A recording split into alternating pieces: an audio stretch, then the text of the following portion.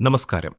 ഭാരതത്തിന്റെ മഹത്തായ ഇതിഹാസമായ രാമായണം മഹർഷി വാൽമീകി രചിച്ച അമരകാവ്യമാണ്. ധർമ്മത്തിന്റെയും സത്യത്തിന്റെയും ത്യാഗത്തിന്റെയും മാതൃകയാണ് ഈ മഹാകഥ. ഇന്ന് നമുക്ക് രാമായണത്തിന്റെ ആദ്യ ഭാഗമായ ബാലകാണ്ഡത്തിന്റെ കഥ അറിയാം.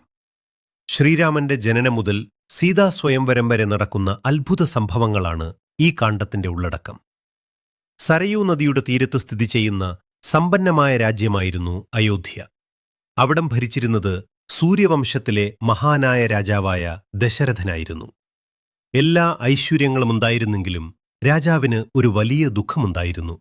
അദ്ദേഹത്തിന് സന്താനങ്ങളില്ലായിരുന്നു. വാർദ്ധക്യമടുക്കുമ്പോൾ തന്റെ രാജ്യം ഭരിക്കാൻ യോഗ്യനായ ഒരു പിൻഗാമി വേണമെന്ന് ദശരഥൻ ആഗ്രഹിച്ചു. മഹർഷി വസിഷ്ഠന്റെ ഉപദേശപ്രകാരം ഋഷ്യശൃംഗ മഹർഷിയുടെ നേതൃത്വത്തിൽ പുത്രകാമേഷ്ടി യാഗം നടത്താൻ തീരുമാനിച്ചു. യാഗം വിജയകരമായി പൂർത്തിയായപ്പോൾ അഗ്നിദേവൻ പ്രത്യക്ഷപ്പെട്ട് ഒരു ദിവ്യപായസം രാജാവിന് നൽകി. ആ പായസം രാജാവിന്റെ 3 ഭാര്യമാർക്ക് നൽകി. കൗസല്യയ്ക്ക് ജനിച്ചത് ശ്രീരാമൻ, കൈകേയിക്ക് ഭരതൻ, സുമിത്രയ്ക്ക് ലക്ഷ്മണനും ശത്രുഘ്നനും ജനിച്ചു. ശ്രീ മഹാവിഷ്ണു രാവണനെ സംഹരിക്കാൻ മനുഷ്യരൂപത്തിൽ അവതരിച്ചതാണ് ശ്രീരാമൻ എന്ന് ദേവന്മാർ സന്തോഷത്തോടെ തിരിച്ചറിഞ്ഞു. 4 രാജകുമാരന്മാരും ഗുരു വസിഷ്ഠന്റെ കീഴിൽ വേദങ്ങളും ശശാസ്ത്രങ്ങളും ആയുധവിദ്യയും അഭ്യസിച്ച് വളർന്നു. ഒരു ദിവസം മഹർഷി വിശ്വാമിത്രൻ രാജസഭയിലെത്തി.